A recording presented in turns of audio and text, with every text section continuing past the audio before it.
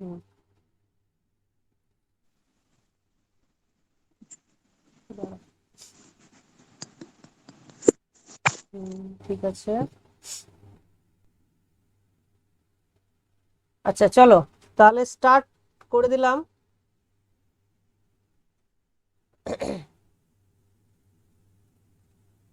তো আমাদের 5 নম্বর চ্যাপ্টার চলছিল। ও আবার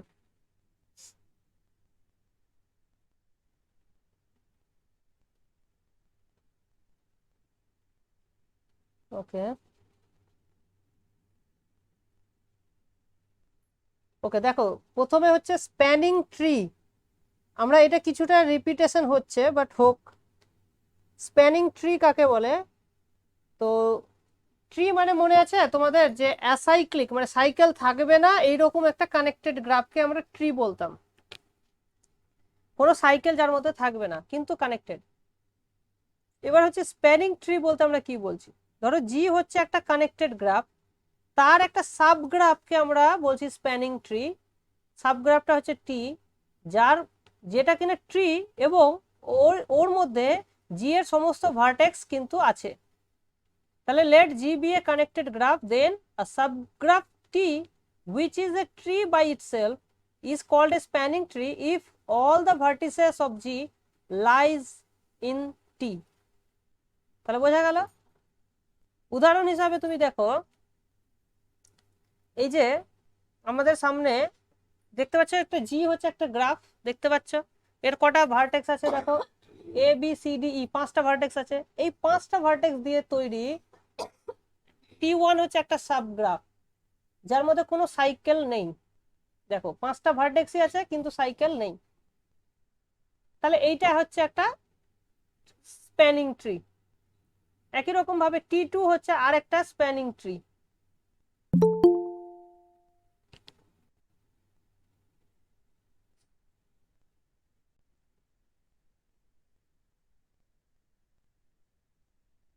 ওকে, বোঝা গেল? তাহলে একটা গ্রাফের অনেকগুলো স্প্যানিং ট্রি থাকতে পারে। ওকে, ক্লিয়ার? কারো কোনো কোশ্চেন আছে এখান থেকে? স্যার এটা আরেকবার বলুন না, আরেকবার, আমি একটু লেট করে জয়েন করে ফেলেছি 2 মিনিটের জন্য। আচ্ছা আচ্ছা, তো স্প্যানিং ট্রি হচ্ছে যে একটা জি হচ্ছে একটা গ্রাফ, তার একটা হচ্ছে সাবগ্রাফ হচ্ছে T1, যে যার মধ্যে সমস্ত ভার্টেক্স, জি এর সব ভার্টেক্স গুলো T1 এর মধ্যে আছে, এবং T1টা হচ্ছে একটা ট্রি। তাহলে সেটাকে বলা হবে স্প্যানিং ট্রি। স্প্যানিং কথার অর্থ হলো সমস্ত ভার্টেক্স থাকতে হবে ওর মধ্যে। তার মানে এক্সট্রা যেগুলো সাইকেল আছে সেই সাইকেল গুলো যেন না থাকে। এইভাবে আমাদের সাব ট্রি তৈরি করা হয়, মানে স্প্যানিং ট্রি তৈরি করা হয়। ঠিক আছে, আচ্ছা। এবার দেখো স্প্যানিং ট্রি রিলেটেড থিওরেম বলছে এভরি কানেক্টেড গ্রাফ, যে কোনো একটা গ্রাফ যদি কানেক্টেড হয় তার মধ্যে অ্যাটলিস্ট একটা স্প্যানিং ট্রি তুমি পাওয়া যাবেই। এটা প্রুভ করা খুব অতটা কঠিন নয়। যেমন এইটা দেখো, এই যে হচ্ছে গ্রাফ, এটাকে যদি তুমি কানেক্টেড করতে চাও, মানে কানেক্টেড তো আছেই, এটাকে যদি তুমি স্প্যানিং বানাতে চাও তাহলে কি করতে হবে? তোমাকে সাইকেল খুঁজতে হবে। এই যেমন দেখো এখানে সি ডি ই, এটা একটা cycle triangle C D E, black colour use করো। এই যে সি ডি ই, এটা একটা সাইকেল, তো এই সাইকেলের ধরো একটা তুমি যদি মুছে দাও, এই যে ডি ইটা যদি তুমি মুছে দাও, এটা ধরো মুছে দাও, ঠিক আছে? তাহলে যেটা পাচ্ছ তুমি, আবার এখানে দেখো এডি, এডি দিয়ে একটা, এখানে একটা সাইকেল আছে, তো এখানে তুমি যদি মুছে দাও একটা, এডির মধ্যে যদি একটা মুছে দাও, ধরো এটা মুছে দিলে, ঠিক আছে? তাহলে কি পড়ে আছে? আবার দেখো এখানে এডিবি একটা সাইকেল, ওখান থেকে একটা আহ, তুমি মুছে দাও, তাহলে এইটা আর একটা মুছে দাও, ঠিক আছে? আবার দেখো এইখানে একটা সাইকেল আছে, তো এখানে তুমি আরেকটা মুছে দাও। এদের মধ্যে বিসিডির মধ্যে যে কোনো একটা তোমাকে মুছে দাও। আমি যদি এখানে ডি সিডিটা মুছে দিই, যে কোনো একটা তুমি মুছতে পারো। তাহলে যেটা পড়ে থাকবে, তাহলে কি পড়ে থাকবে দেখো, এইটা পড়ে থাকবে। ঠিক না? দেখো মিলছে? তাহলে তুমি T2 পেয়ে যাবে। তার মানে এক একটা সাইকেল দেখো, সাইকেলের থেকে এক একটা বাহু তুমি মুছে দাও, এক একটা এজ মুছে দাও, তাহলে আলটিমেটলি যেটা পড়ে থাকবে, যার মধ্যে আর কোনো সাইকেল পড়ে থাকবে না, তো সেইটা কানেক্টেডই থাকবে। আবার দাঁড়াও,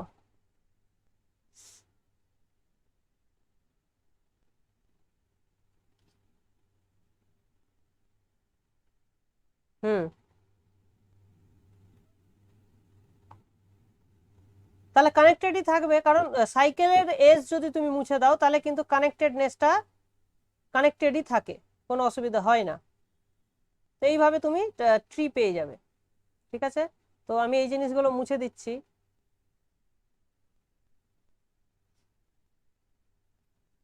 আশা করি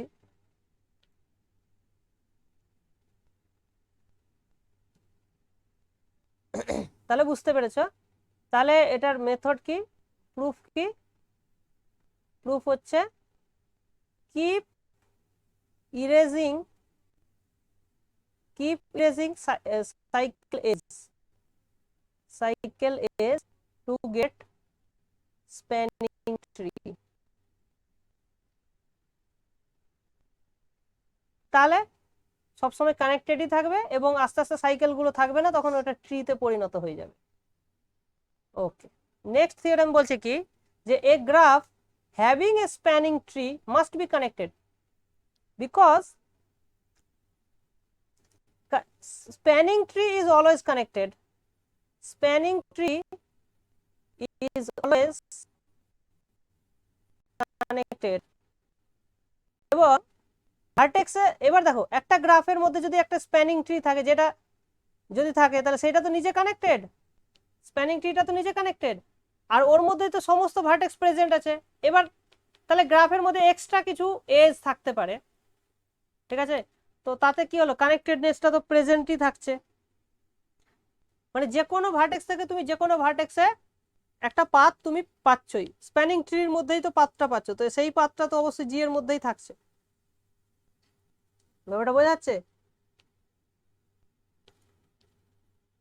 যে যেমন ধরো হ্যাঁ স্যার। এটা ধরো একটা তোমার হচ্ছে স্প্যানিং ট্রি। এবার ধরো তুমি নতুন একটা এজ যদি দাও, ভার্টেক্স চেঞ্জ করছো না, ভার্টেক্স সেম থাকছে, নতুন এজ দাও, তাহলে তো কানেক্টেডনেসটা কানেক্টেডই থাকবে, তাই না? এক্সট্রা এজ দিলে তো কোনো ক্ষতি নেই, ডিসকানেক্ট তো করতে পারবে না, ডিসকানেক্ট করতে গেলে এজ তুলতে হবে, কিন্তু নতুন এজ দিলে কানেক্টেডই থাকবে। যেমন ধরো আমি যদি এখানে ধরো একটা দিলাম, তাহলে তো স্টিল কানেক্টেড, আবার যদি ধরো এখানে দাও কানেক্টেডই থাকবে, কোনো অসুবিধা নেই। আচ্ছা, আচ্ছা, এবার কয়েকটা ডেফিনেশন তোমাদেরকে বলতে হবে, তার আগে ওয়েটেড,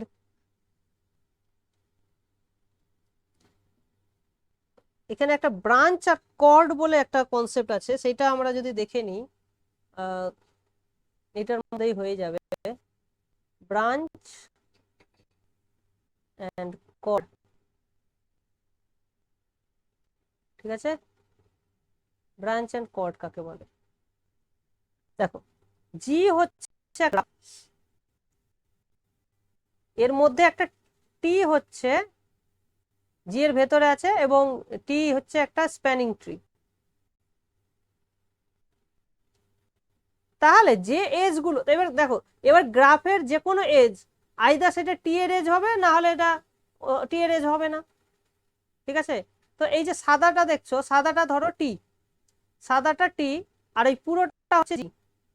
তাহলে এই যে আমি আলাদা কালারে যেগুলো দুটো এজ দিয়েছি, তারা কিন্তু টি এর মধ্যে নেই, টি এর মধ্যে হচ্ছে শুধু এইটা, তাহলে টিটা কি, টিটা হচ্ছে এইটা, এটা হচ্ছে টি।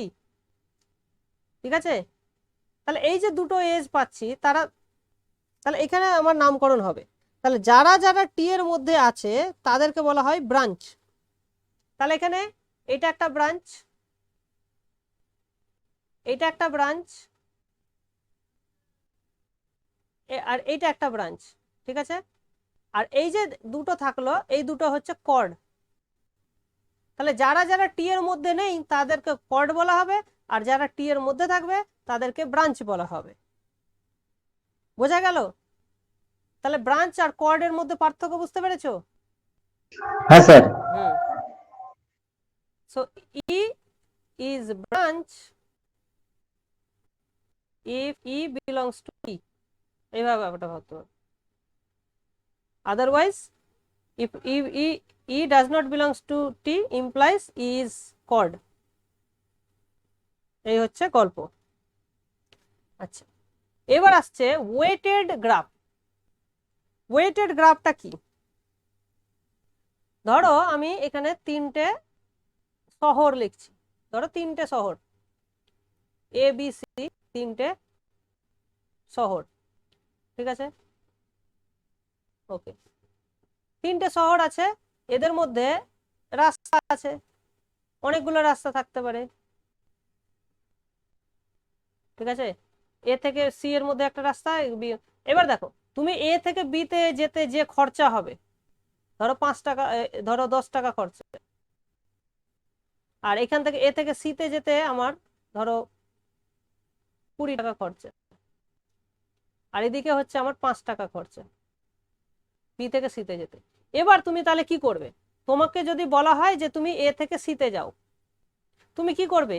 এ থেকে সি তে 20 টাকা দিয়ে যাবে, না এ থেকে বি যাবে, বি থেকে সি যাবে, কোনটা যাবে তুমি বলো? বলো। এ থেকে বি, বি থেকে সি। হ্যাঁ, এইরকমই হচ্ছে একদম। স্প্যানিং। এখানে তাহলে এই যে 10 লিখলাম, 5 লিখলাম, 20 লিখলাম, এগুলোকে বলা হচ্ছে ওয়েট। এক একটা এজের ওয়েট বলা হচ্ছে ওটাকে, বুঝতে পেরেছো?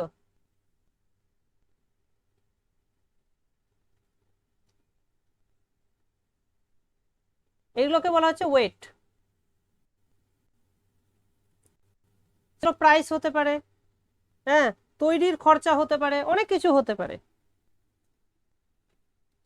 এবার দেখো, তুমি যদি ভাবো যে একটা তুমি বেড়াতে গেছো কোনো একটা শহর, হ্যাঁ, আর এগুলো হচ্ছে ওই শহরের মধ্যে দর্শনীয় স্থান, তো তোমার টার্গেট কি থাকবে? যাতে কম খরচে তুমি সবগুলো দর্শনীয় স্থান ভিজিট করো, ঠিক না? ওই টার্গেট তো থাকবে। তাহলে তুমি কিভাবে কাজটা করবে যাতে সমস্ত মানে দর্শনীয় স্থান তুমি দেখতে পারো, কিন্তু খরচাটা কম হয়, ঠিক আছে? তার মানে আমি যেটা চাইছি সেটা হচ্ছে মিনিমাল স্প্যানিং ট্রি। যেটা চাইছি সেটা হচ্ছে মিনিমাল স্প্যানিং ট্রি। কথাটার অর্থ কি? স্প্যানিং ট্রি মানে হবে যাতে আমি সমস্ত ভার্টেক্স কে রিচ করতে পারি, হ্যাঁ, এবং কোনো ভার্টেক্সকে ধরো আমি, মানে দেখো আমি যদি এইরকম স্যার একটা সাইকেল কভার করি, তাহলে তো এক্সট্রা আমি এইটার দরকার নেই, ঠিক না? সাইকেলের তো আমার দরকার নেই, বুঝতে পেরেছো? আমি ধরো এ থেকে বি, বি থেকে সি অলরেডি গেলাম, তাহলে আমি সি থেকে এতে যাওয়ার তো আমার প্রয়োজনই নেই। কথাটা বুঝতে পেরেছো? তো আমার সাইকেল চাই না, আমার চাই স্প্যানিং ট্রি, এবং খরচাটা কম হয়, যার মানে ওয়েট গুলো সবচেয়ে কম হয়, টোটাল খরচটা যত কম হয়, সেটা হচ্ছে মিনিমাল। বুঝতে পেরেছো? তো এইটা, এই ছবিটা দেখো তাহলে ব্যাপারটা বুঝতে পারবে। ধরো এগুলো হচ্ছে আমার সিটি, হ্যাঁ, এই যে এই জায়গাগুলো হচ্ছে সিটি, আমি একটু রেড কালার দিয়ে লিখি, এই জায়গাগুলো হচ্ছে এক একটা সিটি, এগুলো হচ্ছে এক একটা সিটি বা দর্শনীয় স্থান বলতে পারো, আর এদের মধ্যে এগুলো হচ্ছে রোড, প্রত্যেকটা এক একটা ওয়েট আছে। তাহলে এমন ভাবে আমি যেতে চাই, ভিজিট করতে চাই, যাতে আমি আমার মিনিমাম খরচা হয়, ঠিক আছে? তো তখন আমি যেটা পাবো সেটা হচ্ছে মিনিমাল স্প্যানিং ট্রি, ঠিক আছে? তো এইটা আমাকে কিভাবে বের করা হয়? তো ক্রুস্কাল ক্রুস্কাল বলে একজন ম্যাথমেটিশিয়ান, সে একটা কনসেপ্ট দিয়েছে, যার মানে একটা মেথড দিয়েছে, যেই মেথডের মাধ্যমে আমরা মিনিমাল স্প্যানিং ট্রি বের করতে পারবো। কথাটা বুঝতে পেরেছো? তো তার মেথডটা হচ্ছে এইটা। স্টেপ 1 হচ্ছে যে list the weights of all the edges of G in non decreasing order. মানে ওয়েট গুলোকে, মানে এই যে ওয়েট দেখতে পাচ্ছি না, 5, 10, 20, এগুলোকে আমাকে ছোট থেকে বড় আকারে সাজাবো। নন ডিক্রিজিং মানে ছোট থেকে বড় আকারে সাজাবো, okay? Now first choose a minimum weight edge of G. সবচেয়ে যেটা ছোট সেই এজটাকে আমরা চুজ করব। If there are several edges, যে কোনো একটা চুজ করব। যদি অনেকগুলো এজ থাকে তাহলে আমরা যে কোনো একটা চুজ করে নেব। এইবার select another edge whose weight is minimum among the remaining edges provided the selected edge does not form a cycle with the already selected edges. Cycle যাতে ফর্ম না করে। এইভাবে আমরা কন্টিনিউ করতে থাকবো until n minus edges have been selected because the required tree will contain n minus 1 edges. তাহলে একটা গ্রাফে যদি n খানা ভার্টেক্স থাকে তাহলে আমার ট্রি বানানোর জন্য n minus 1 খানা এজ লাগবে। এটা আমরা আগেই পড়েছি, ঠিক না? তো n minus 1টা এজ হয়ে গেলে সেটা একটা ট্রি হয়ে যাবে, তখন আমরা থেমে যাব। ঠিক আছে? তো এইটা আমরা ধরো একটা এক্সাম্পল দিয়ে ব্যাপারটা বুঝবো। এই হচ্ছে ধরো একটা গ্রাফ দেওয়া আছে, ঠিক আছে? হ্যাঁ, এই গ্রাফটা দেওয়া আছে। এইবার তাহলে আমি যেটা করব, সবচাইতে যেটা ছোট আছে সেটা সিলেক্ট করব। আচ্ছা বলো তোমরা এখান থেকে দেখে বলো যে সবচাইতে ছোট ওয়েটের কোনটা এজ আছে, ছবি দেখে বলো। V1 to V5 3। 3। তাহলে আমি প্রথমে কি করব, এইখানে দাঁড়াও, এটা আমি ইয়েলো কালারে করি। তাহলে আমি এখানে V1 to V5 এইটাকে সিলেক্ট করলাম, ঠিক আছে? 3 হলো। আচ্ছা এইবার তাহলে দেখো যেটা আমি সিলেক্ট করে যাব আর ওটাকে বাদ দেব, মানে এটার কাজ হয়ে গেছে, তো টিক মার্ক দিয়ে দিলাম। আচ্ছা এবার বাকিগুলো আছে, বাকিগুলোর মধ্যে সবচেয়ে ছোট কে আছে? 5 আছে। তাহলে এখানে দুটো 5 আছে, একটা এইটা আর একটা এইটা। দুটোর মধ্যে তুমি যে কোনো একটা নিতে পারো, ঠিক আছে? কোনটা নেব তোমরাই বলো। V4। আচ্ছা V1 two V5 two V4। আচ্ছা তাহলে আমি V5 to V4। ওকে নিলাম, V4 নিলাম। এখানে আমার 5 হলো। আচ্ছা এইবার আমি কোনটা নিতে পারি 5-এর পর? তাহলে 6 V4 to V2 নিতে হবে। আচ্ছা এবার V1 টু V2 নেবো। কেন নেবো না? কারণ 5টা তো আবার নিতে পারি আমি। হ্যাঁ সেটাই, তাহলে তো V1 থেকে V2 নিয়ে নিতে পারবো। হ্যাঁ তাহলে এটা আবার নিয়ে নিতে পারি, যদি পসিবল হয় আমি দুটোই নিয়ে নেবো, অসুবিধা কোথায়?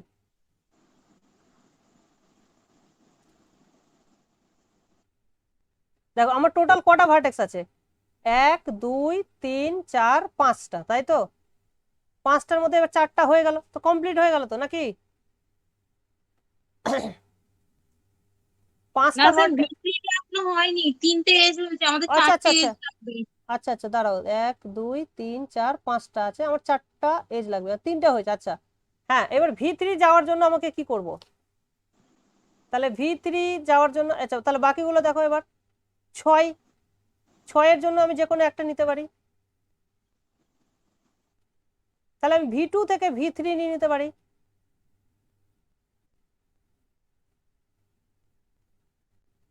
6 ঠিক তো নাকি? বলো এইটুকু বোঝা গেছে কি যায়নি? হ্যাঁ বোঝা যাচ্ছে স্যার, তাহলে দেখো বুঝতে পেরেছি। আমার সবচাইতে খরচা কম হচ্ছে, কিন্তু আমি সবগুলো রিচ করতে পারছি। বোঝা গেল? তাহলে এইটা হলো একটা আমাদের মিনিমাল স্প্যানিং ট্রি।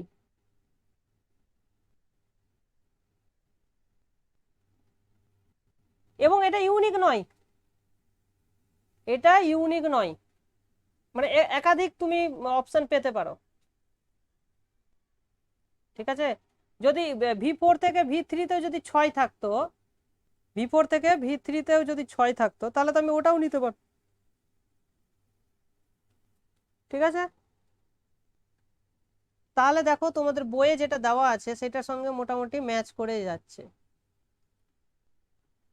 তাহলে স্টেপগুলো বুঝতে পেরেছো তোমরা? এটা কিন্তু ইম্পর্টেন্ট। আচ্ছা এইবার হচ্ছে রুটেড ট্রি। রুটেড ট্রি যদিও তোমাদের সিলেবাসে ওইভাবে মেনশন করা নেই, তাও আমি জাস্ট একটা আইডিয়া তোমাদেরকে দিয়ে দিতে চাইছি। রুটেড ট্রি মানে দেখো একটা পয়েন্ট থেকে স্টার্ট হবে, মানে ওইটাকে হচ্ছে রুট বলা হচ্ছে, ঠিক আছে? একটা পয়েন্ট থেকে স্টার্ট হবে যেটাকে আমরা বলছি রুট, তাহলে এইটাকে বলা হচ্ছে রুট, ঠিক আছে?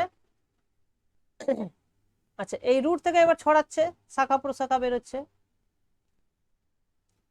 এখানে কি কি জিনিস জানতে হবে, কয়েকটা ডেফিনেশন জানতে হবে।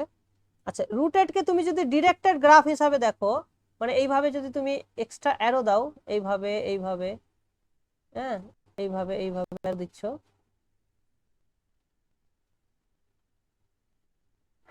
প্রত্যেকটা আমি যদি অ্যারো দিই, তাহলে এটা একটা ডাইগ্রাফ হয়ে গেল, মানে ডিরেক্টেড গ্রাফ হয়ে যাবে। এবং প্রত্যেকটা ভার্টেক্সের দেখবে, এক একটা ভার্টেক্স তুমি দেখো, একটা হচ্ছে মানে ইন ডিগ্রি হচ্ছে, আর বাকি এক্সট্রা হচ্ছে আউট ডিগ্রি গুলো বেশি হচ্ছে। ইন ডিগ্রি সবটারই কিন্তু এক, এটাই এখানকার বৈশিষ্ট্য, তাই না? আর যেটা হচ্ছে রুট, তার কোনো ইন ডিগ্রি নেই, রুটের কোনো ইন ডিগ্রি নেই। এই হচ্ছে মেন গল্প, ঠিক আছে? আচ্ছা, থিওরেম কি বলছে দেখো, এ ডিরেক্টেড ট্রি। তার মানে স্যার, হ্যাঁ বলো। রুটের ট্রি যেটা, সেটা যেখান থেকে শুরু করি না কেন সেখানে আর ফিরতে পারবো না, কিন্তু না আগের থেকে না এগোতে না পারছি, না বা কোনো বিন্দুর সঙ্গে, কোনো ভার্টেক্সের সঙ্গে আমরা মিট করতে পারবো না। না, সেটা তো যে কোনো ট্রিতেই সম্ভব নয়। কারণ কি? যে কোনো ট্রিতে সম্ভব না। কারণ ট্রিতে কোনো সাইকেল থাকবে না, এটা তোমরা জানো, হুম হুম, একদম, ঠিক না? অবশ্যই, ট্রির একদম এটা তো ঠিক মেন আছে। গল্প, ট্রিতে কোনো সাইকেল থাকবে না, তো এখানেও কোনো সাইকেল থাকবে না। তাহলে দেখো, directed tree can be represented as a rooted tree with root v0। হ্যাঁ, এটাকে যদি আমি নাম দিই v0, if and only if it in degree should be 0, তাহলে in degree of v0 is 0, এটা হতে হবে। and all other vertices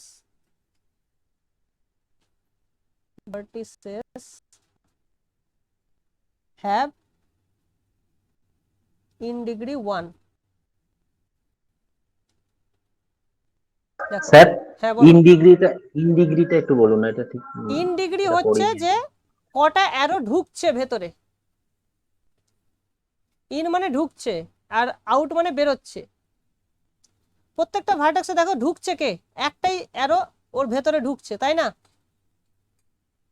যে কোনো ভার্টেক্স তুমি দেখো, বলো, বুঝতে পারলে? এই যে এটা দেখো, স্যার, এই যে অ্যারোটা ঢুকছে, একটাই ঢুকছে। এটা দেখো, এইটা একটা ঢুকছে, কিন্তু v0 যেটা, সেখানে কেউ ঢুকছে না, ওখান থেকে বেরোচ্ছে। ওই জন্য v0 ডিগ্রিটা হবে ইন 0, ইন ডিগ্রিটা 0 ইন হবে। ডিগ্রিটা হবে, হ্যাঁ, হ্যাঁ, in আউট degree টা ডিগ্রি 0 হবে। একাধিক হতে পারে, ঠিক আছে? হুম আর হুম হুম বাকি হুম হুম। সমস্ত ভার্টেক্স যেগুলো থাকছে তাদের ডিগ্রি হচ্ছে প্রত্যেকটারই। এটা হচ্ছে বৈশিষ্ট্য, ঠিক কি না? হ্যাঁ হ্যাঁ, একদম ঠিক আছে। আচ্ছা, ওকে। নেক্সট এবার দেখো, that root of a tree is unique. একটা রুটের রুট একটাই থাকবে, কারণ একটাই ভার্টেক্স থাকবে যেটা ইন ডিগ্রি 0 হবে, বাকি সবার তো ইন ডিগ্রি 1। তাহলে ইন ডিগ্রির রেসপেক্টে যদি তুমি দেখো, তাহলে রুটটা কিন্তু ইউনিক, ঠিক? আচ্ছা, এবার দেখো লেভেল বা ডেপথ। হ্যাঁ, লেভেল বা ডেপথ বলতে কি বোঝাচ্ছে? তাহলে ধরো, এই যে আমাদের একটা যে গ্রাফ আছে, এটা হচ্ছে রুটের ট্রি আছে, এর হচ্ছে ইউ যে কোনো একটা ভার্টেক্স নাও, ধরো আমরা এটাকে একটা ইউ নাম দিলাম, এইটা ধরো ইউ নাম দিলাম, ওকে? তাহলে ইউ হচ্ছে একটা যে কোনো vertex. The level of or depth of U is defined as the distance of U from the root. আচ্ছা, এবার দেখো, এই v0 থেকে ইউ তে আসার একটা পাথ আছে, পাথ বুঝতে পারছো? দেখো এখান থেকে আমি যদি V0 থেকে আসি তাহলে এইভাবে আসবো, তারপরে এইভাবে যাব, একটা মাত্র পাথ আছে, ঠিক না? V0 থেকে ইউ তে আসার একটা পাথ আছে, ইউনিক পাথ আছে, একাধিক পাথ থাকবে না, কারণ একাধিক পাথ থাকলেই একটা সাইকেল এক্সিস্ট করবে। সেইটা যেহেতু যে কোনো ট্রির বৈশিষ্ট্য যে যে কোনো দুটো ভার্টেক্সের মধ্যে ইউনিক পাথ থাকে।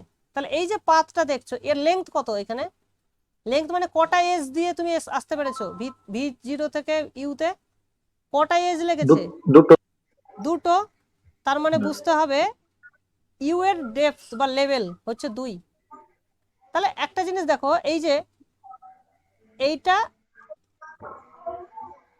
এইটা হচ্ছে লেভেল 1, ঠিক? এগুলো সব লেভেল 2, এইটা আছে, এগুলো লেভেল 2, ঠিক? আর এই যে গ্রিন করে দেওয়া আছে সবগুলো, এগুলো হচ্ছে লেভেল 3, আর এগুলো বাকি যেগুলো পড়ে আছে সেগুলো হচ্ছে তোমার লেভেল 4। বলো, বুঝতে পেরেছো লেভেল জিনিসটা কি? একদম বুঝতে পেরেছি। হুম, আচ্ছা। আর হাইট কাকে বলা হচ্ছে? হাইট হচ্ছে যে ম্যাক্সিমাম লেংথ, ম্যাক্সিমাম লেভেল যেটা আছে। তাহলে এখানকার হাইট হচ্ছে 4, তাহলে এখানে হাইট হচ্ছে 4, তাহলে হাইট ইজ ম্যাক্সিমাম লেভেল, সেটা হচ্ছে হাইট। তাহলে এখানে হাইট কত? 4, তাহলে এটা হচ্ছে আমাদের হাইট। ওকে ওকে, তাহলে আমরা হাইট পেয়ে গেলাম। আচ্ছা, পেরেন্ট আর চাইল্ড, বাবা মা সন্তান, এই যে দেখো এই যে ইউটার কথা যদি বলি, ইউ এর সন্তান হচ্ছে এই দুটো গ্রিন, ইউ এর সন্তান হচ্ছে, আমরা যদি অন্য কালি ইউজ করি, রেড কালি ইউজ করলাম, তাহলে এই যে দুটো আমি পেলাম, এরা দুটো হচ্ছে ইউ এর সন্তান। বোঝা গেল? যে দুটোকে ঘিরে দিলাম সেগুলো হচ্ছে ইউ এর চাইল্ড, আর এই দুটোর হচ্ছে ইউ হচ্ছে পেরেন্ট, মানে বাবা, এটা বোঝাই যাচ্ছে। আচ্ছা, সিবলিংস কাকে বলা হয়? সিবলিং মানে ভাই। হ্যাঁ বলো। স্যার, পেরেন্ট চাইল্ডটা V0 এর ক্ষেত্রে কিভাবে হবে? V0 এর কোনো পেরেন্ট নেই, ওটা হচ্ছে আদম। আদমের গল্প শুনেছো তো, আদম ইভ? হ্যাঁ হ্যাঁ হ্যাঁ হ্যাঁ হ্যাঁ হ্যাঁ, ওদের একদম। বাবা মা কেউ আছে? না না। হ্যাঁ, তো ওই ওই হ্যাঁ, ওটা হলো আদম আর ইভ, আচ্ছা আচ্ছা, বুঝে যাদের গেছি। কোনো বাবা মা নেই, ওদের থেকে সবার সৃষ্টি। আচ্ছা, এবার সিবলিংস মানে হচ্ছে ভাই বোন, সিবলিংস মানে হচ্ছে ভাই বোন, মানে একই পিতা মাতার সন্তান। তাহলে এই যে দুটো ঘিরে দিলাম, এরা একে অপরের সিবলিং, বুঝতে পেরেছো? আর এইরকম বলতে পারো যে এইটার সঙ্গে এই যে অন্য, আমি যদি বলি আর একটা অন্য কালারে যদি আমি ঘিরে দিই, তাহলে এইটার সঙ্গে এরা দুটো কি হবে? এরা কিন্তু সিবলিং হবে না, এদের পিতা মাতা আলাদা, ওরা ওরা কিন্তু ভাই, তাহলে এরা কাজিন বলতে পারো, ঠিক না? এই দুটোকে কাজিন বলা যেতে পারে,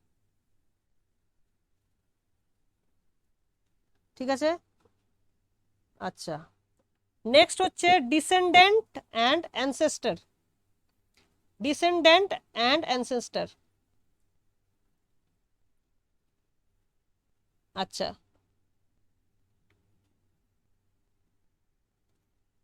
এইবার দেখো এই যে ইউটা দেখো V0 থেকে এসছে, বা মানে V0 থেকে এসছে ইউটা, তার মানে ইউ এর জন্য V0টা হচ্ছে অ্যানসেস্টর। অ্যানসেস্টর কাকে বলে এমনি এমনি জানো তো তোমরা? অ্যানসেস্টর কাকে বলে? পূর্বপুরুষ, তাই না? পিতামহ, আর কি কি নাম আছে,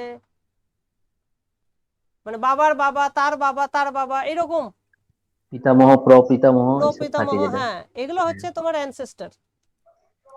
আর ডিসেন্ডেন্ট মানে হচ্ছে এর সন্তান, ওর সন্তান, মানে নিচের দিকে নেমে গেলে সেটা ডিসেন্ডেন্ট। তাহলে অ্যানসেস্টর আর ডিসেন্ডেন্ট মানে মোটামুটি বুঝলেই হবে। Ancestor and descendant damn it, ঠিক আছে? তাহলে এই যে এইটাকে যদি দেখো, এই এই এইটাকে যদি আমি দেখি, তাহলে এইটা হচ্ছে, আচ্ছা বলো তো এইটার সঙ্গে ইউ এর কি কোনো সম্পর্ক আছে? এই ইউটা কি এর অ্যানসেস্টর? এই ব্ল্যাকে যেটা লিখলাম সেইটা কি ইউ এর অ্যানসেস্টর? ইউটা কি এই ব্ল্যাকটার অ্যানসেস্টর? না স্যার, না, হবে না। তার কারণ হচ্ছে না, বুঝতেই পারছো তোমরা। ওর সাথে লিংক নেই। হ্যাঁ, এইটার হবে। এখানে যদি আরেকটা ব্ল্যাক আমি দিয়ে দিই, তাহলে এই দুটো ব্ল্যাক কিন্তু অ্যানসেস্টর হবে। মানে ও বড় ব্ল্যাকটা হচ্ছে অ্যানসেস্টর অফ ছোট ব্ল্যাকটার, আর ছোটটা হবে ডিসেন্ডেন্ট অফ দ্য বড়, এরকম। তাহলে ব্যাপারটা বুঝতে পেরেছো? আচ্ছা, লিফ কাকে বলে? লাস্ট, একদম লাস্ট লেভেলে যে যারা থাকবে তাদেরকে বলা হয় লিফ। তার মানে এই যে ছোটগুলো এগুলো লিখছি, এরা হচ্ছে লিফ, লিফ নোড বলা হয়। ঠিক আছে, একদম শেষে যেগুলো থাকবে, শেষ লেভেলে, এগুলো লিফ। এটা হচ্ছে লিফ। লিফ মানে পাতা, বেসিক্যালি গাছের পাতা হয় না, একটা গাছের সঙ্গে তুলনা করা হচ্ছে জিনিসগুলোকে।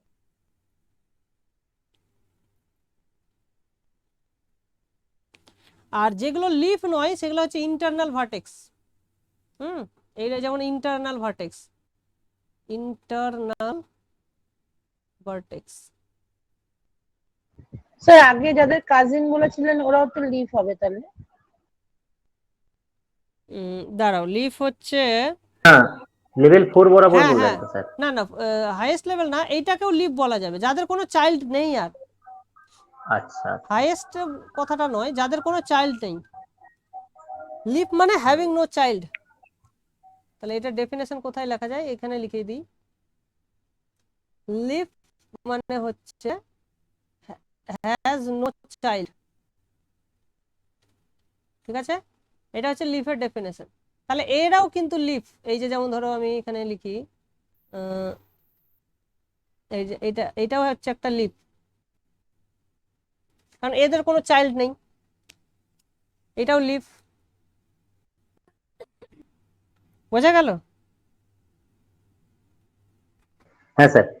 আচ্ছা, আর দেখো পুরো রুটের ট্রিটা একটা প্লেনে লেখা, মানে প্লেনে ড্র করা গেছে, তো সেটাকে বলা হচ্ছে standard plane drawing of a rooted tree. মানে স্ট্যান্ডার্ড প্লেন একটা জাস্ট বলা হচ্ছে, যে প্লেনে ড্র করতে পারো।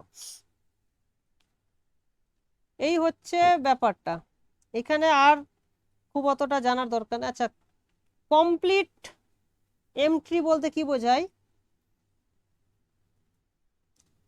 তাহলে একটা একটা এই যে দেখো, কমপ্লিট কখন বলবো? যদি every internal vertex of T has exactly M children.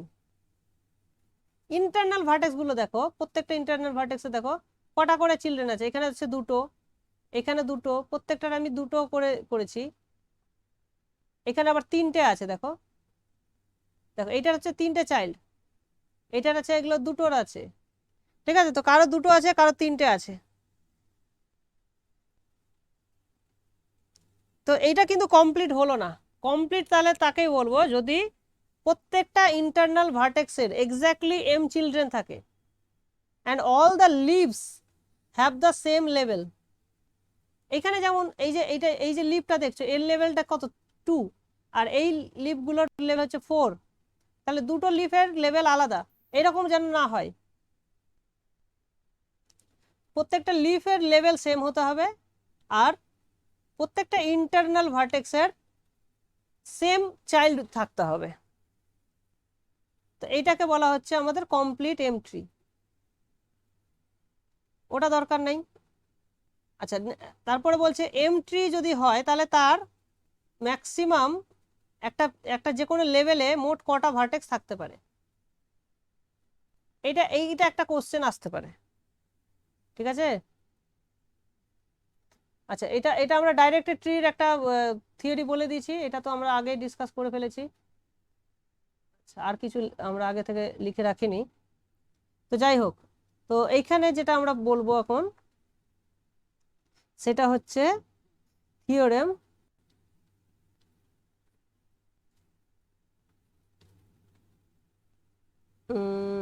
an M tree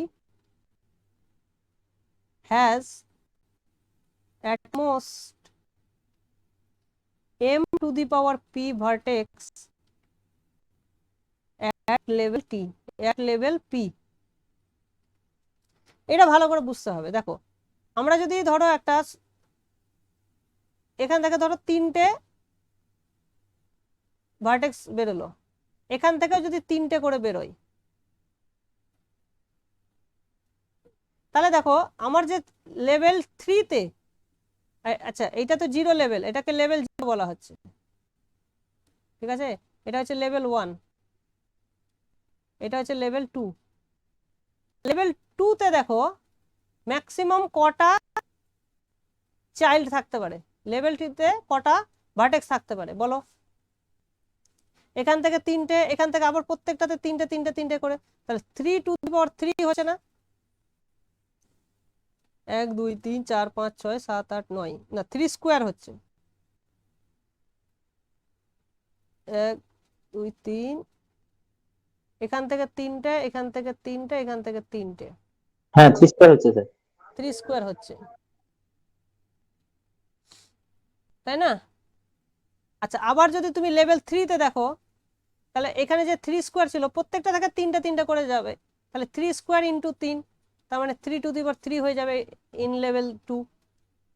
level 3, level 3তে 3 কিউব হয়ে যাবে, তার মানে যত লেভেল থাকবে তার ততটা পাওয়ারে চলে যাবে। বুঝতে পেরেছো এটা? কারণ এম এম কেন হচ্ছে, কারণ প্রত্যেকটা থেকে এম খানা করে বেরোচ্ছে ম্যাক্সিমাম। কারণ কমপ্লিট যদি না হয় তাহলে সবটাতে, কমপ্লিট যদি না হয় তাহলে সবটাতে কিন্তু এম খানা বেরোবে না, কোনোটাতে কমও বেরোতে পারে। কমপ্লিট মানে সবটাতেই এম খানা করে বেরোবে।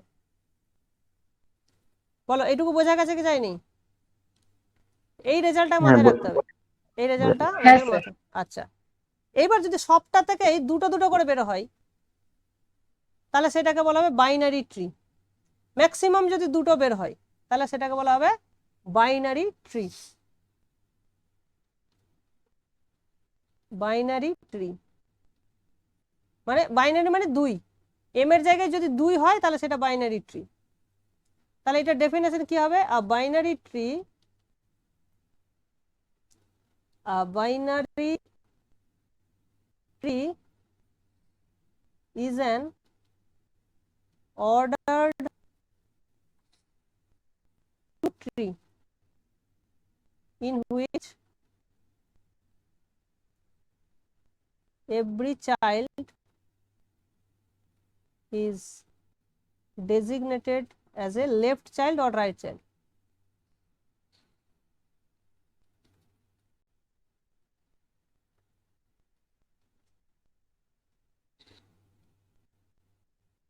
or right child. এইখানে একটু বোঝার ব্যাপার আছে, লেফট আর রাইট কি। এই যে আমি যে 3টে চাইল্ড পেলাম, ধরো এই যে 3টে পেলাম, ঠিক না? এই যে লাস্টে আমি ধরো এই 3টে যদি ড্র করি, তাহলে এদেরকে মানে অর্ডারিং করা হয় যে কে লেফটে আছে কে রাইটে আছে এইভাবে। তাহলে এইটা হচ্ছে একদম লেফট মোস্ট, এটা হচ্ছে লেফট মোস্ট, এটা হচ্ছে মিডল আছে, আর এটা রাইট মোস্ট, ঠিক আছে। তো এইভাবে অর্ডারিং একটা করা হয়। তো একটা যখন বাইনারি ট্রি হবে তখন দেখো যে কোনো ভার্টেক্স থেকে আমার দুটো থাকতে পারে। তো দুটো থাকলে একটাকে লেফট একটাকে রাইট বলতে হবে। যখনই তুমি লেফট আর রাইট অ্যাসাইন করে দেবে তখন সেটা অর্ডার্ড হয়ে গেল। কথাটা বুঝতে পেরেছো? ওই জন্য এখানে অর্ডার কথাটা লেখা আছে। তাহলে প্রত্যেকটা চাইল্ডকেই কিন্তু লেফট বা রাইটে অ্যাসাইন করতে হয়। এবার যদি একটাই চাইল্ড থাকে তো জেনারেলি লেফট লেফট অ্যাসাইন হয়। যদি একটাই থাকে সেটাকে আমি কোথায় রাখবো, লেফটে রাখবো না রাইটে রাখবো, তো ওটাকে লেফটে রাখা হয় অর্ডারের ক্ষেত্রে। বুঝতে পেরেছো? এটা হচ্ছে জেনারেল অ্যাপ্রোচ আর কি। আচ্ছা, আর কমপ্লিট কমপ্লিট কখন হবে? যখন প্রত্যেকটা থেকেই এক্স্যাক্টলি দুটো দুটো করেই বেরোবে, তখন সেটা কমপ্লিট হয়ে যাবে। আর সব লিফগুলো এক জায়গায় থাকবে। যেমন একটা গ্রাফ আমি যদি এখানে আঁকি, তোমাদের বইয়ে যেরকম আঁকা আছে সেই হিসাবে ভালো করে দেখবে। এখান থেকে দুটো বেরোলো, এখান থেকে আবার দুটো বেরোলো, এখান থেকে আবার দুটো বেরোবে, এরকম একটা এরকম একটা, আর এখান থেকে আবার একটা এদিকে বেরোবে, একটা এদিকে বেরোবে, আর একটা এখান থেকে একটা বেরোবে, এখান থেকে একটা বেরোবে, আর এইদিকে আচ্ছা এরকম। তাহলে এইটা দেখতে পাচ্ছ, এটা কিন্তু কমপ্লিট না, এটা কিন্তু কমপ্লিট না, ঠিক আছে? আর কারণ এইটার যে এটা একটা চাইল্ড, এটা সরি এটা একটা লিফ, এটাও একটা লিফ, দুটোর লেভেল আলাদা আলাদা, সো এটা কমপ্লিট নয়, নট কমপ্লিট, নট কমপ্লিট। আর এর হাইট কত দেখো, ম্যাক্সিমাম কত, 1 2 3 4, তাহলে টোটাল ম্যাক্সিমাম হাইট হচ্ছে 4। তার মানে এর যদি বলা হয় হাইট যদি বলা হয় সেটা হচ্ছে 4। এটাকেও একটা বাইনারি ট্রি বলা হবে, কারণ প্রত্যেকটারই লেফট আর রাইট তুমি অ্যাসাইন করতে পারছো। যেমন এইটাকে আমি লেফট বলছি, এইটাকে আবার রাইটে আছে, ওটা কোনো ব্যাপার না, মানে রাইটে একটা থাকলে সেটা রাইটেও রাখতে পারি বা লেফটেও রাখতে পারি। তো ইন জেনারেল হচ্ছে লেফটে রাখা হয়। আচ্ছা, এবার দেখো একটা কমপ্লিট গ্রাফ যদি আমরা আঁকি এরকম হবে। কমপ্লিট, দুটো বেরোলো, আবার এখান থেকে দুটো বেরোবে, এখান থেকে দুটো বেরোবে, প্রত্যেকটা থেকে দুটো দুটোই বেরোবে, আবার এখান থেকে ধরো দুটো বেরোবে, এখান থেকে আবার দুটো বেরোবে, এখান থেকে আবার দুটো বেরোবে, এখান থেকে দুটো বেরোবে, ঠিক আছে? আর লাস্টে গিয়ে থেমে যাবে। তা দেখো এই যে চাইল্ড গুলো আছে সবার কিন্তু এই যে লিফ গুলো আছে, এগুলো হচ্ছে লিফস, এদের সবার কিন্তু level same. This is a complete binary tree of height. এর হাইট কত? এর হাইট কত? 3। 1 2 3, হ্যাঁ 1 2 হ্যাঁ 2, 3, এটা 3। 3, ঠিক আছে? প্রত্যেকটা ইন্টারনাল থেকে দেখো দুটো দুটো করে বেরিয়েছে, আর লাস্টে যে লিফ গুলো পড়ে থাকছে সবার লেভেল কিন্তু সেম। সো এটা হয়ে গেল কমপ্লিট।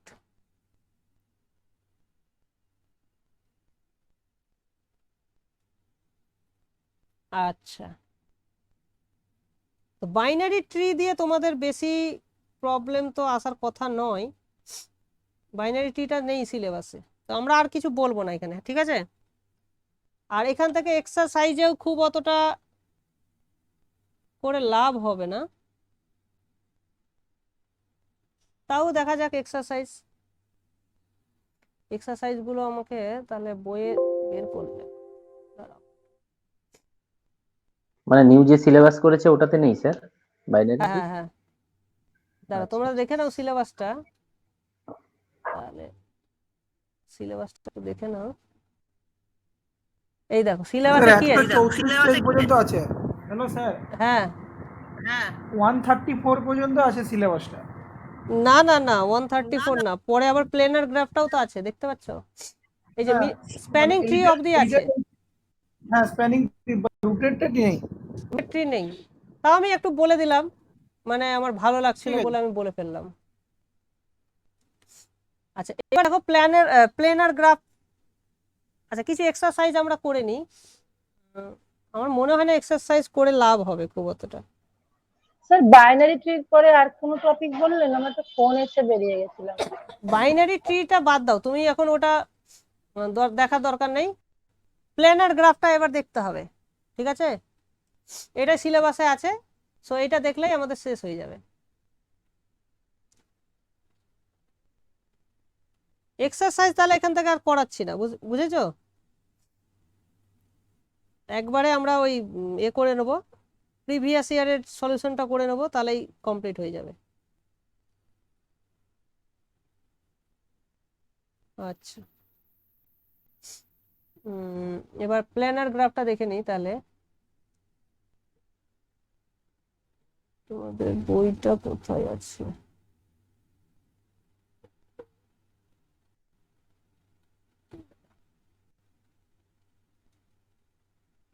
দেখো, প্ল্যানার গ্রাফ আরম্ভ হবে নাকি স্যার? হ্যাঁ হ্যাঁ হ্যাঁ, প্লেনার গ্রাফ মানে যে গ্রাফটাকে একটা প্লেনের মধ্যে তুমি ড্র করতে পারবে। সব গ্রাফকেই কিন্তু প্লেনের মধ্যে ড্র করা সম্ভব নয়। কথাটা বুঝতে পেরেছো?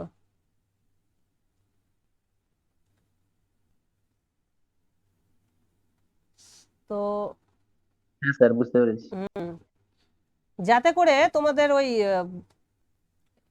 এজগুলো ইন্টারসেক্ট না করে, কারণ আমরা যে ছবিগুলো আঁকি সেগুলো তো ইন্টারসেক্ট করে যাচ্ছে। এই যে যেমন দেখতে পাচ্ছ, এই যে গ্রাফটা এখানে দেখো একটা ইন্টারসেক্ট করে যাচ্ছে। এটা কি আর অন্য কোনো ভাবে আঁকা যাবে যাতে করে ইন্টারসেক্ট না করে? তো ওইভাবে যদি আঁকা যায় তাহলে সেটা প্ল্যানার গ্রাফ হবে।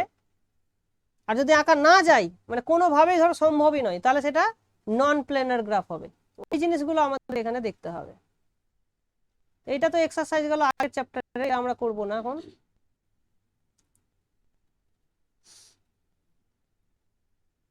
আচ্ছা, এই দেখো প্ল্যানার গ্রাফ সিলেবাসটা আমরা খেয়াল করব। দেখো সিলেবাসে কি কি আছে। ইমবেডিং অফ মানে একটা সারফেসে একটা গ্রাফকে এমবেড করা হচ্ছে। তারপরে ফেস কাকে বলে, ঠিক আছে? ফেস, তারপরে অয়লার্স পলিহেড্রাল ইকুয়েশন, এটা খুব ভালো লাগে। হ্যাঁ, তারপরে হচ্ছে কুরাটোস্কিস ফার্স্ট গ্রাফ, K5 বলে একটা গ্রাফ আছে, সেটা মানে আমরা দেখব। আর একটা K33 গ্রাফ আছে, মানে আমরা দেখবো। তাহলে দুটো গ্রাফ এখানে মেনলি আমাদেরকে জানতে হবে এবং তাদের প্রপার্টি সম্পর্কে জানতে হবে। ঠিক আছে, তাহলে দেখো জিনিসটা খুব একদমই ইজি, খুব অতটা কঠিন নয়। দেখো গ্রাফ এর ডেফিনেশনটা ভালো করে দেখো, যে a graph is said to be planar if it can be drawn on a plane, মানে একটা মানে কাগজে তুমি হয়তো ড্র করতে পারবে, in such a way that no two of its edges intersect each other except possibly at a common vertex, মানে দুটো ভার্টেক্সে ইন্টারসেক্ট করতেই পারে কিন্তু অন্য কোথাও যাতে ইন্টারসেক্ট না করে, মানে এইভাবে যদি আঁকা সম্ভব হয় তবে সেটাকে প্ল্যানার গ্রাফ বলা হবে। আর যদি না যায় তাহলে সেটাকে প্ল্যানার গ্রাফ বলা যাবে না। এবার কি বলছে দেখো, embedding of a graph on a surface.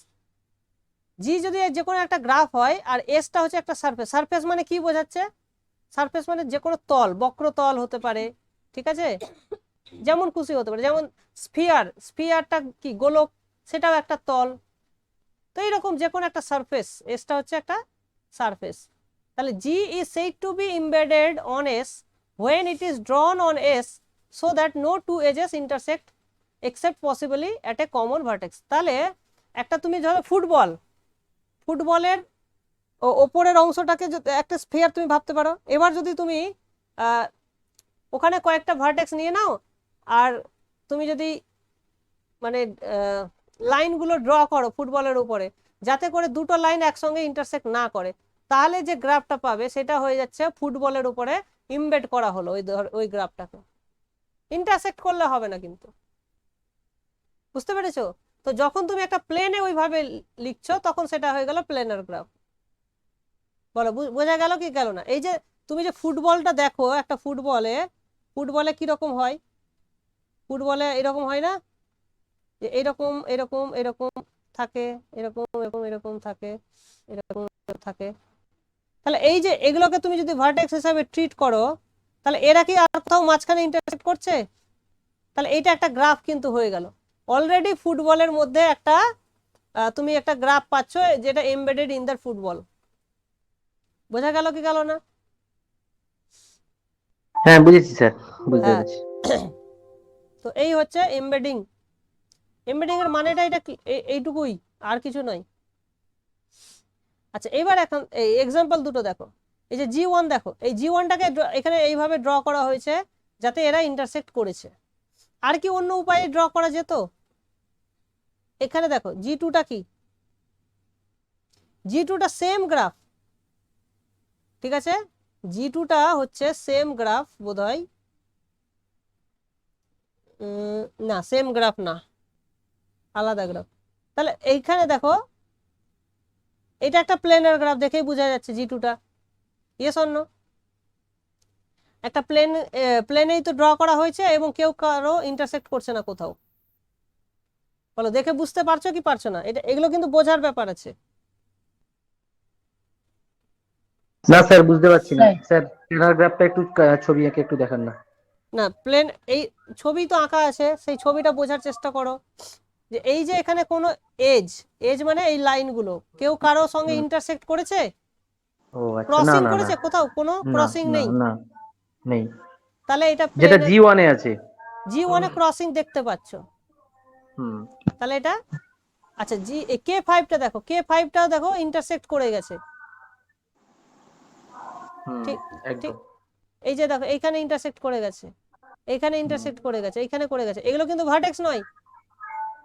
না না না, ইন্টারসেক্ট, জাস্ট হ্যাঁ, ইন্টারসেক্ট ইন্টারসেক্ট করে লাইন গেছে, দুটো। হুম। ক্রসিং করে গেছে। তাহলে ওগুলো তাহলে কি এটা নন প্লেনার গ্রাফ? সেটা কিন্তু নয়। কথাটা হচ্ছে যে আর অন্য কোনো উপায় কি আঁকা যাবে যাতে ইন্টারসেক্ট করবে না? এটা হচ্ছে মেন প্রশ্ন। তাহলে ব্যাপারটা প্রশ্ন কিন্তু গভীরে আছে। G1, দেখতে স্যার ওই পিরামিডের মতো K5টা। হ্যাঁ, মনে হচ্ছে এইটা হচ্ছে ওপরে আছে, ওখান থেকে নিচে ড্রপ করেছে জিনিসগুলো। হুম, তা আর কোনো উপায়ে কি আঁকা সম্ভব ছিল এটাকে যাতে ইন্টারসেক্ট করবে না? এটা এটা সম্ভব হবে না, এটা আমরা পরে দেখবো যে সম্ভব হবে স্যার কি হবে না। হ্যাঁ বলো। হ্যাঁ, K5 এর ওই যে রেক্টাঙ্গেল যেটা হয়ে যাচ্ছে ওটা কিন্তু ইন্টারসেক্ট করে যাচ্ছে। কোনটা? K5 এর কথা বলছি। হ্যাঁ ওখানে দেখতে পাচ্ছি ইন্টারসেক্ট করছে কি, আর অন্য কোনো উপায় আছে কি যে যাতে ইন্টারসেক্ট না করে? এইটাকে দেখো, এইটাকে আর অন্য কোনো উপায়, এই এই যে এই লাইনটা বেসিক্যালি এই দুটো তো কর্ণ দুটো তো ইন্টারসেক্ট করেছে। হ্যাঁ একটা কর্ণকে যদি আমি এইভাবে ড্র করতাম এইভাবে, তাহলে কিন্তু গ্রাফটা সেমই থাকতো না, আইসোমরফিক গ্রাফ পেতাম। যেমন আমি এইভাবে দেখো, ধরো এইটা অলরেডি গিভেন,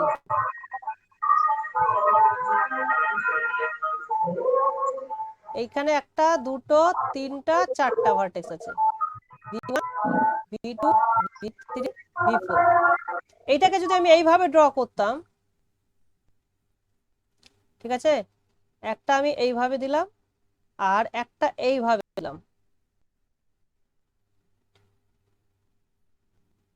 এইভাবে ড্র করলাম, তাহলে দেখো এটা সেম আইসোমরফিক। একদম। বা এই বাইরে যেটা আমরা কার্ভের মতো করে আঁকলাম ওটা যদি ওপর দিয়ে আঁকা হতো সেম। ওপর তাই দিয়ে না স্যার? কেমন করে আঁকতাম?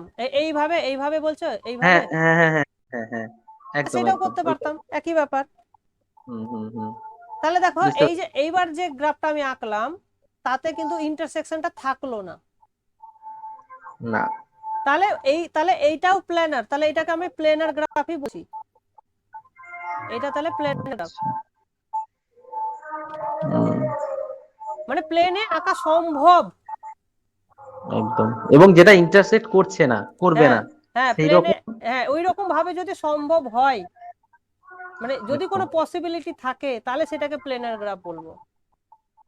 বুঝতে পেরেছি। মানে ঠিক এই আছে। এই যে এইভাবে আমি আঁকলাম, তার মানে ইন্টারসেক্ট করলো মানেই যে নন প্লেনার সেটা কিন্তু নয়, অন্য কোনো উপায় তো আছে, ঠিক না? হ্যাঁ স্যার, হ্যাঁ কিন্তু বুঝতে এমন পেরেছি। এমন গ্রাফ যদি থাকে যে আর অন্য কোনো উপায়েই কিন্তু তুমি প্লেনে আঁকা সম্ভব নয় যেখানে ইন্টারসেক্ট করবে না, তাহলে সেটা নন প্লেনার গ্রাফ হবে। কথাটা বুঝতে পেরেছো? এইখানেই হচ্ছে ডেফিনেশনটার ট্রিক। বলো এই জায়গাটা ভালো করে বোঝো, একটু টাইম নাও, বোঝো ব্যাপারটা। কি বলতে চাইছে?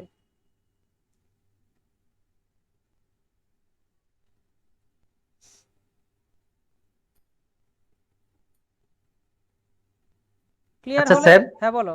স্যার প্রথম প্লেনার গ্রাফ যেটা এঁকেছেন না, যেটা V1 V2 V3 V4 দিয়ে, হ্যাঁ হ্যাঁ আমরা হ্যাঁ ওটাকে যদি কার্ভ দিয়ে একটা V1 থেকে V3 তে কার্ভ বরাবর আঁকলাম, আবার V2 থেকে V4 যদি কার্ভ বরাবর আঁকি, তাহলে ওটা কিন্তু ইন্টারসেক্ট করছে না। মানে আমরা ডায়াগোনাল না এঁকে, ডায়াগোনাল মানে হ্যাঁ আঁকাটা আমরা আঁকছি কিভাবে হুম স্যার, বুঝতে পেরেছি আমার কথাটা? মানে ওই প্যারাবোলা টাইপের কিছুটা হ্যাঁ স্পেস তুমি করে দেবো আর কি। এই তো একটা আমরা সেটাই তো করলাম এগুলা। আর হুম। এবার কি করবে, এবার তুমি ভেতরে এঁকে দাও। হ্যাঁ সেটাই বলছি। সেটাই তো আঁকলাম, আর হুম। অন্য কোনো হুম। দুটোই যদি তুমি না, বাইরে আঁকো তাহলে তুমি মুশকিল। স্যার আমি বাইরে আঁকবো না, আমি ভেতরেই আঁকবো বলছি। ভেতরে আঁকা পসিবল? তুমি কি করে আঁকবে? এঁকে দেখাও, ছবি পাঠাও। উম, ভেতরে মানে আঁকলে আমি হবে বলতে না। চাইছি স্যার, V1 থেকে V4 আমি ওই কার্ভের মতো করে যদি আঁকি, কার্ভের মতো দেখতে, মানে বুঝলাম না আমি, হ্যাঁ কার্ভের মতো বলতে কি বলছো? কার্ভের মতো বলতে, প্লেনের উপরেই তো তুমি আঁকবে, পুরো প্লেনের উপরেই তো তোমার আঁকতে হবে, তুলতে পারবে না তো তুমি। সেটাও তো এক ব্যাপার, ঠিক। সুতো দিয়ে তুমি তুলতে পারছো, তুমি যদি ভাবো যে এটা তুমি একটা কাঠের কিছু করছো, সুতো দিয়ে তুলে তুলে করলে, তাহলে তো প্লেনের মধ্যে থাকলো না।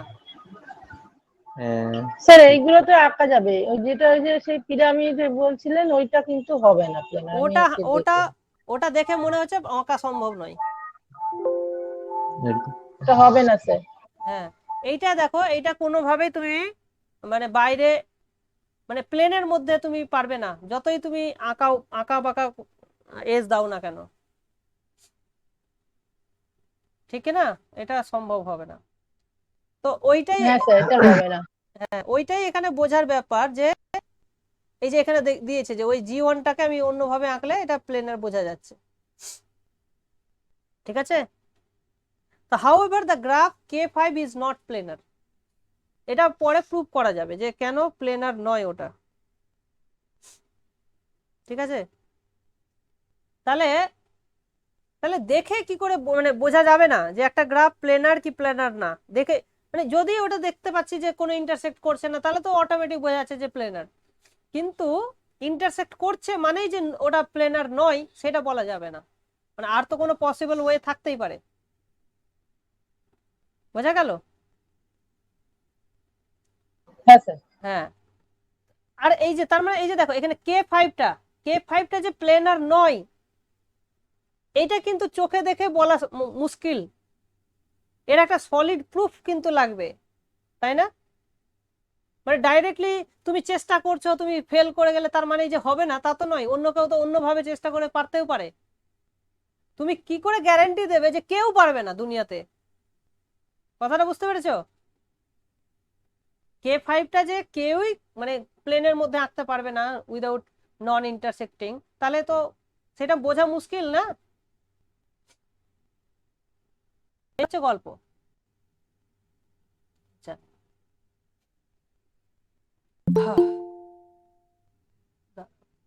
কে এসছে আবার? সাধন। আচ্ছা, এবার বলছে ফেস, ফেস বা তল, বা তল যেটাকে আমরা বলি মেনলি, ফেস কাকে বলে? G be a planar graph, then any plane representation of G divides the plane into regions. দেখো এই গ্রাফটা দেখো, এইখানে এইটা একটা রিজিয়ন। আচ্ছা আমরা এতে দেখো তাহলে, এই দেখো এইটা হচ্ছে পুরো প্লেন, হ্যাঁ যে প্লেনে আমি ছবিটা আঁকছি সেটা একটা প্লেন, আর এইটা একটা রিজিয়ন। হ্যাঁ, আমি ধরো ডিফারেন্ট কালার দিয়ে তোমাদেরকে বোঝাই, তাহলে ব্যাপারটা বুঝতে পারবে। এইটা একটা রিজিয়ন, ট্রায়াঙ্গেল শেপের একটা রিজিয়ন হলো। আর একটা রিজিয়ন আমি অন্য কালার ইউজ করি, এইটা আর একটা রিজিয়ন হলো। আর একটা রিজিয়ন হচ্ছে এটা, আর একটা রিজিয়ন, আর একটা রিজিয়ন আছে। আর আর কি আছে না শেষ এটা? বলো আর আছে না শেষ? একদম বাইরে এটা থাকলো।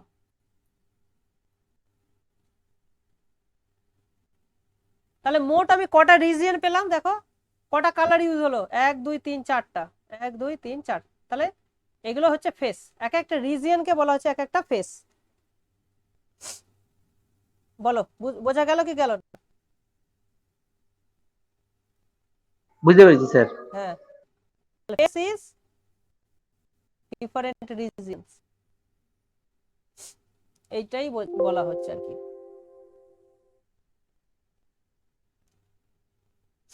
তাহলে দেখো, the union of a region and its boundary is called a face, মানে ওই রিজিয়নটা প্লাস ওর বাউন্ডারিটা, মানে ওই লাইনগুলো সবই মিলে হচ্ছে একটা face. We always consider the outer region, that is the unbounded region with its boundary to be a face, exterior face. মানে যেটা বাইরে আঁকলাম আমি ব্লু কালার দিয়ে, সেটা হচ্ছে এক্সটেরিয়র ফেস। বোঝা গেল? এইটা হলো এক্সটেরিয়র ফেস, এই যে ব্লু দিয়ে যেটা আঁকলাম সেটা হচ্ছে এক্সটেরিয়র, বাইরে যেটা আছে। তাহলে একটা ফেস থাকবে যে আনবাউন্ডেড থাকবে, বাকিগুলো বাউন্ডেড থাকবে। ঠিক আছে? আচ্ছা এবারে দেখো, boundary walk of a face,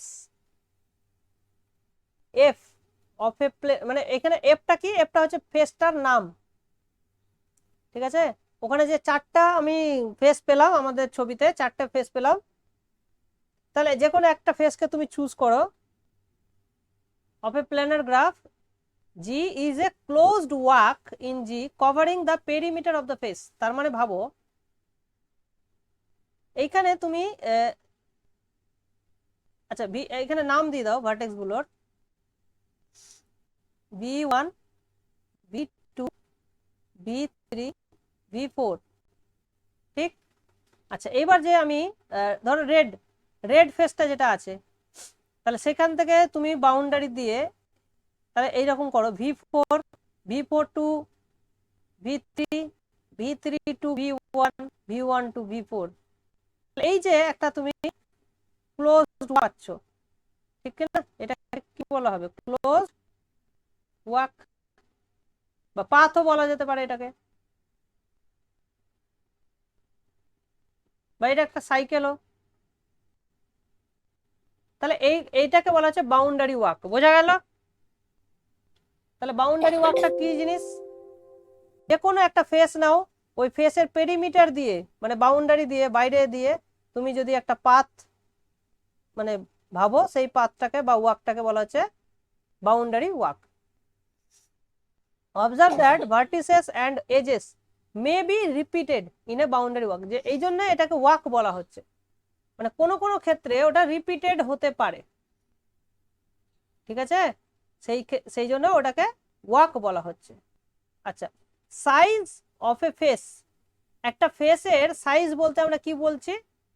এফটা যদি ফেস হয় তাহলে সাইজ বলা হচ্ছে যে number of edge steps needed in the boundary walk. তাহলে ওর যে বাউন্ডারি ওয়াকে কতগুলো এজ লাগলো সেইটার সংখ্যাটা, মানে এখানে দেখো কটা এজ লাগলো, 1 2 3, তাহলে এটা 3 সাইজ। বোঝা গেল? 1 2 3, 3টে এজ লাগলো। বোঝা গেল? না বুঝলে কোশ্চেন করবে কিন্তু একদম। হ্যাঁ স্যার বুঝতে পেরেছি।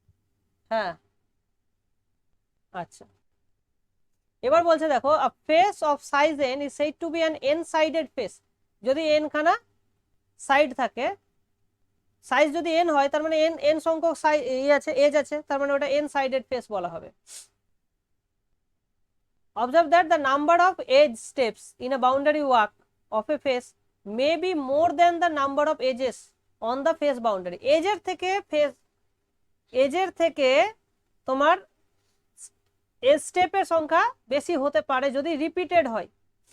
কথাটা বুঝতে পেরেছো? যদি তুমি রিপিট করো তাহলে সেক্ষেত্রে সাইজটা বেড়ে যাবে। ঠিক আছে? এখানে এক্সাম্পল দেখলে তুমি বুঝতে পারবে। এইখানে দেখো, এই যে F2টা দেখো, F2, consider the following graph G1 G2 G3 G4 এই ফিগারে G1 G2 G3 G4 এগুলো ভালো করে অবজার্ভ করতে হবে। হ্যাঁ, কি কি কনসিডার করতে বলেছে? In G1 there are 3 faces, 3টা ফেস এখানে অবজার্ভ করতে পারছো তোমরা। একটা হচ্ছে এইটা যেটা ট্রায়াঙ্গেল শেপ আছে, একটা হচ্ছে ট্রাপিজিয়াম শেপ, আর একটা হচ্ছে বাইরেরটা সেটা হচ্ছে F3। বলো এইটুকু বোঝা গেছে? F1 F2 F3 বোঝা যাচ্ছে ছবি দেখে? হ্যাঁ স্যার। ওকে, আচ্ছা এইবার দেখো পরেরটাই, দেখো G2 তে কতগুলো ফেস আছে। দেখো এই যে এইটা একটা দাঁড়াও, এখানে কালার ইউজ করা যাবে না। তাই তো স্যার, হ্যাঁ, ছখানা ফেস। 1 2 3 4 আর এইটা 5, মানে এই লুপটা একটা ফেস তৈরি করছে 5, আর এই বাইরেরটা হচ্ছে 6। ছটা। এইখানে দেখো, এইখানে কোনো দেখো ক্লোজড সাইকেল যেহেতু নেই, বাইরে একটাই মাত্র ফেস। G3 তে একটাই মাত্র ফেস। G4 এ দেখো এখানে একটা আর বাইরে একটা, 3টে। ঠিক আছে? Okay okay sir. ওকে, আচ্ছা এইবার দেখো তাহলে G2 তে 6টা আছে বোঝা যাচ্ছে। আচ্ছা সাইজ দেখো, F1 এর সাইজ দেখো, এই যে F1 এর সাইজ দেখতে পাচ্ছ 3টে আছে, 1 2 3। F2 এর সাইজ কত? F2 এর সাইজ হচ্ছে 1 2 3 4, 4টা। F3 এর সাইজ কত বলতে পারবে?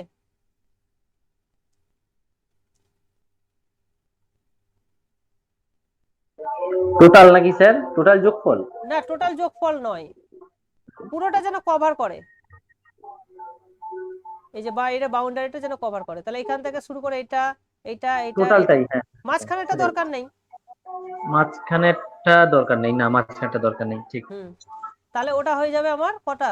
1 2 3 4 5 5 সাইজ হয়ে যাবে। মিলছে কিনা দেখো, F3 সাইজ হয়ে যাচ্ছে 5। আচ্ছা G2 তে দেখো, G2 তে দেখো সাইজ অফ F1, F1 কোনটা? এইটা দিয়ে গেলাম, এইটা দিয়ে ফিরে আসলাম, তাহলে 2। ঠিক আছে, এটা হয়ে গেল 2। আচ্ছা এবার দেখো F2 কি বলেছে দেখো? 3 3 পরিষ্কার বোঝা যাচ্ছে, এইভাবে গেল এইভাবে গেল, F3 2। তিন, ঠিক হ্যাঁ। আছে, আচ্ছা F3 টা কি বলছে? একই রকম ভাবে F3 টা 3 বোঝা যাচ্ছে। F4 টা দেখো, F4 টা কিন্তু 3 নয়। F4 এ কি হচ্ছে? এই দিক গেলাম আর এই যে এইটা যে বেড়ে আছে যে এইটুকুটা লেজের মতন, সেইটা কিন্তু রিপিটেড হবে না, রিপিটেড নয়, 3 হবে তাহলে, তাই তো স্যার? না, ওটা রিপিট হবে। এইভাবে গেল, এইভাবে আবার এই আসলো, আবার গেল, আবার এইভাবে কমপ্লিট হবে। মানে 1 2 3 4 5। হ্যাঁ, ওই জন্য ওটা 5 হয়ে যাবে, কিন্তু এজের সংখ্যা কিন্তু 4, 1 2 3 4, কিন্তু হ্যাঁ, এই যে সাইজ হয়ে যাবে 5। এই যে দেখো, here one edge step must be repeated as the walk is closed.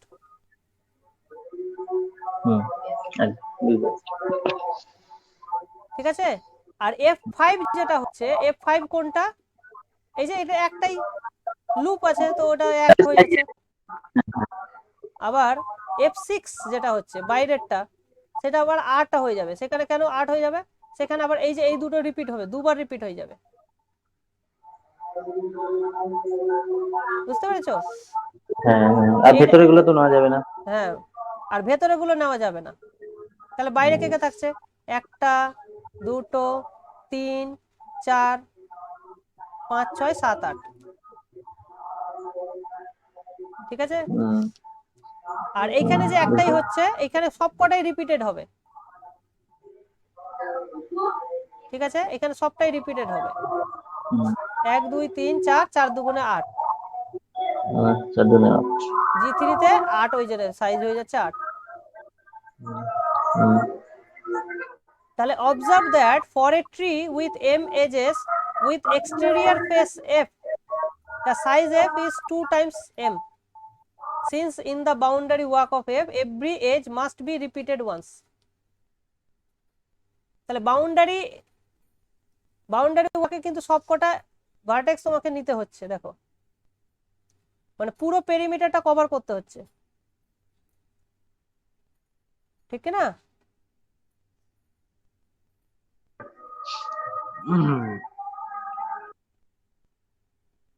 দেখো GBA then any planar representative region, the union of a region and its boundary is called a face. We always consider আচ্ছা ঠিক আছে, এই হচ্ছে গল্প। তাহলে এইভাবে প্রত্যেকটা গ্রাফ কিন্তু তোমাদেরকে দেখে দেখে মানে বুঝতে হবে, ঠিক আছে? এই জন্য নিজে বোঝার চেষ্টা করতে হবে এটা, তারপর আমি বোঝালে সুবিধা হবে। প্রত্যেকটা জিনিস ভেরিফাই করতে হবে যে তুমি বুঝতে পারছো কিনা নিজে নিজে, না হলে প্রবলেম। ঠিক আছে, তাহলে G4 এর সবকটা বুঝবে নিজে নিজে। আর এখানে ফেস সাইজের একটা ইকুয়েশন আছে, ইকুয়েশনটা কেন আছে কি বলছে দেখো, GBA প্লেনার গ্রাফ, NE হচ্ছে নাম্বার অফ এজ, জিতে কটা এজ আছে, আর F হচ্ছে the set of all faces of F, এই G মানে যতগুলো ফেস আছে সেটা হচ্ছে তার সেটটা হচ্ছে F। তাহলে 2 Times NE is equals two, এখানে ইকুয়াল হবে, is equals two size of F। প্রত্যেকটা ফেসের সাইজকে যদি তুমি ইকুয়াল মানে যোগ করো তাহলে এটা ক্যাপিটাল এফ হবে না স্যার? কোনটা? এফ ক্যাপিটাল হবে তো নাকি? এফটা যেটা set of all faces of G. হ্যাঁ বেসিক্যালি এইটা আমি তোমাকে লিখে দিচ্ছি, ওটা থিওরেমটা।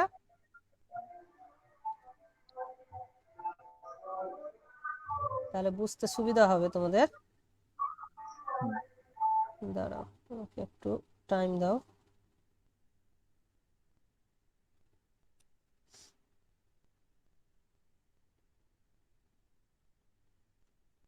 আর ওটা এক্সাম্পল দিয়ে বুঝলে আরো সহজে বোঝা যাবে যে কেন এরকম হচ্ছে।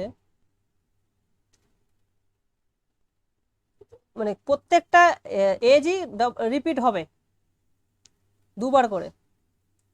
তাহলে এখানে হচ্ছে যে নাম্বার অফ ভার্টেক্স যেটা হচ্ছে NE বলা হচ্ছে, না এটা হচ্ছে number of edge, number of E, ঠিক আছে? আর হচ্ছে এফটা কি, এফটা হচ্ছে সেট অফ অল ফেসেস। তাহলে 2 Times NE is equals to size of F, F belongs to capital F। মানে এক একটা ফেস নিচ্ছ তাদের সাইজ গুলোকে এবার যোগ করছো, যোগ করলে তুমি টোটাল এজের সংখ্যা ডাবল পাচ্ছ, ঠিক আছে? এটা আমরা একটা গ্রাফ দিয়ে এটাকে মানে যাচাই করে নেব, ঠিক আছে? তাহলে আমরা একটা গ্রাফ নিয়ে নিই, এই গ্রাফটাই ধরো নিয়ে নিচ্ছি, ঠিক আছে? তাহলে এই যে গ্রাফটা আমরা নিচ্ছি,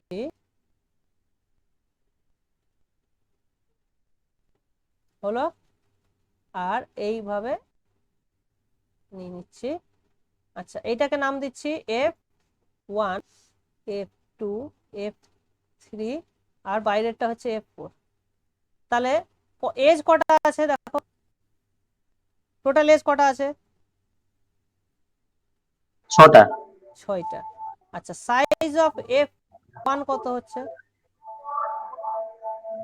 সাইজ অফ F1 3টে। 3।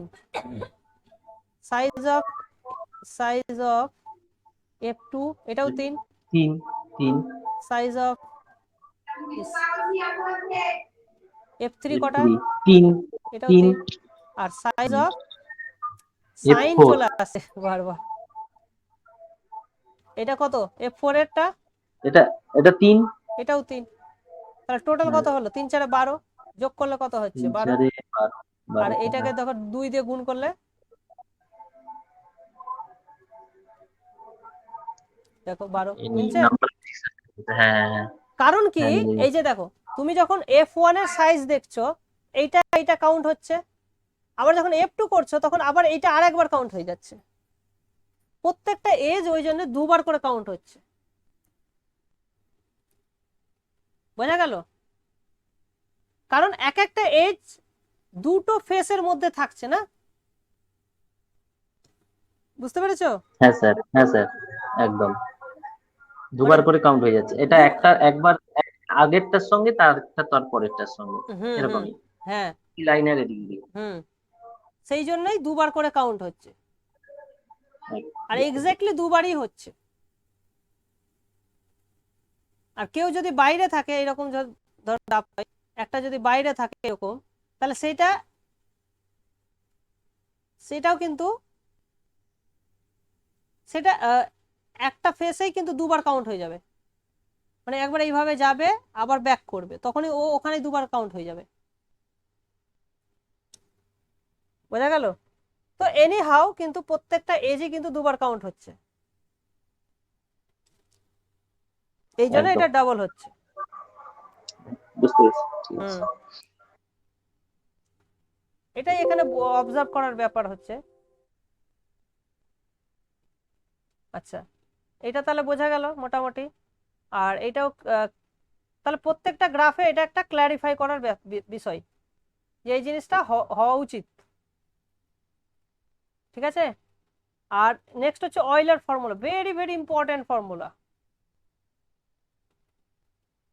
এটা হচ্ছে এনভি মানে number of vertex minus number of edge plus number of face. ঠিক আছে?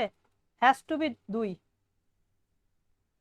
এইটা সবসময় 2 হবে। এটা বাচ্চাদের ক্লাস 8-এর বইয়েও কিন্তু এটা পড়ানো হয়, নাম্বার অফ ভার্টেক্স। তাহলে এটা এইভাবে মনে রাখা যেতে পারে যে v+f is equals two 2+e। তাহলে সেইটা আমার মনে হয় মনে রাখা বেশি সহজ। হ্যাঁ, তাহলে অয়েলার্স ইকুয়েশন হচ্ছে number of V plus number of F is equals to 2 plus number of edges. এইটা রাখতে হবে। তো এখান থেকে তুমি যদি দুটো জানো তাহলে বাকি একটা বের করতে পারবে। এটা যে কোনো গ্রাফের ক্ষেত্রে তোমার এটা স্যাটিসফাই করবে, যে কোনো প্ল্যানার গ্রাফের ক্ষেত্রে এটা স্যাটিসফাই করবেই। এটা আমরা ভেরিফাই যদি করি, দেখো ধরো আয়তক্ষেত্র যদি আঁকি, তাহলে এখানে ফেস কটা আছে বলো, এখানে বলো ভি কটা, এন ভি কত, এন ভি কত বলো? 4 4। 4 আচ্ছা, এন এফ কত, ফেস কটা আছে? দুটো দুটো, 2 একটা ভেতরে একটা বাইরে, হুম তাহলে যোগ করলে হচ্ছে 6। আচ্ছা, এজ কত দেখো, এন ই হচ্ছে 4 4, আর এক্সট্রা 4 2, এক্সট্রা 2 অ্যাড করে দাও, 6 ম্যাচ করে গেল। যে কোনো গ্রাফে এটা ম্যাচ করতেই বাধ্য। ঠিক আছে? তুমি যে কোনো বুঝতে পেরেছি। এরকম একটা ফিগার রাখতে পারো এরকম। হ্যাঁ,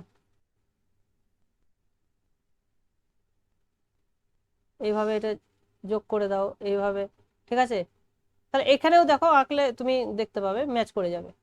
এগুলো ভেরিফাই করবে ডিফারেন্ট ডিফারেন্ট ভাবে, তুমি গ্রাফটা এঁকে নিজে নিজে ভেরিফাই করে দেখবে যে হ্যাঁ এটা ম্যাচ করছে কিনা, তবে তুমি মানে নিজেকে জাস্টিফাই করতে পারবে আর কি। ঠিক আছে? এটা সবসময় ট্রু হবে। ওকে, এটা আমরা প্রুফ আর করছি না, প্রুফ করার আমাদের দরকার নেই।